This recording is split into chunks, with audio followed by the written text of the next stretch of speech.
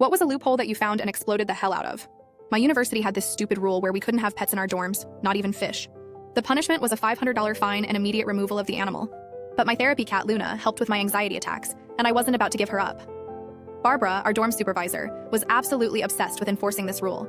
She had done random room checks for 15 years and bragged about confiscating over 50 pets. She even kept a wall of photos in her office showing all the contraband animals she'd caught.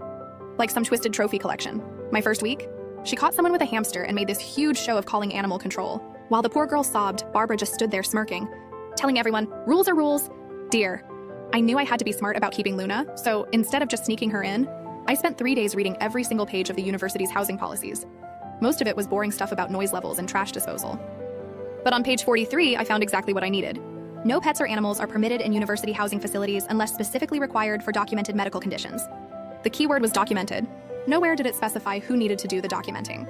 So I went to my regular therapist and got her to write an official letter stating that Luna was essential for managing my anxiety. I also printed out research papers about the benefits of emotional support animals. When Barbara burst into my room during a random inspection and saw Luna, her eyes lit up like she'd just won the lottery. Well, what do we have here? She already had her phone out to call animal control. I calmly handed her my folder of documentation. Luna is my registered emotional support animal. Here's all the paperwork. Barbara flipped through everything, her face getting redder by the second. This isn't a service animal. It's just a regular cat. Actually, I pulled out the highlighted policy. The rules only specify animals required for documented medical conditions. They don't mention service animals specifically. My therapist has documented that Luna is medically necessary for my anxiety. Would you like her phone number to verify? Barbara stormed off to call the housing director. An hour later, they both showed up at my door. The director, Mr. Wright, seemed more amused than angry as he reviewed my paperwork. She's technically correct, he told Barbara. Our policy doesn't specify what kind of documentation is needed or who needs to provide it. The letter from her licensed therapist meets the requirement. Barbara looked like she'd swallowed a lemon. Then we need to change the policy immediately. We can't. I pulled out another highlighted section. Policy changes affecting current residents cannot be implemented until the following semester. Mr. Wright actually laughed.